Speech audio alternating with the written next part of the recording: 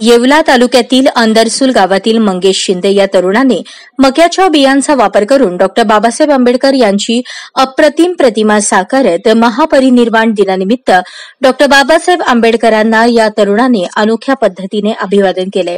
ही प्रतिमा साकारण्याकरता 1068 मक्याच्या बियांचा वापर या तरुणाने केलाय।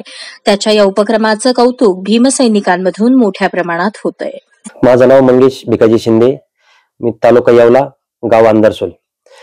डॉक्टर बाबासाहेब आंबेडकर यांचं महापरिनिर्वाण दिनानिमित्त मी बाबासाहेबांचं 68वा महापरिनिर्वाण दिनानिमित्त 1068 मक्याच्या दाण्यांपासून बाबासाहेबांची प्रतिमा साकारत आहे।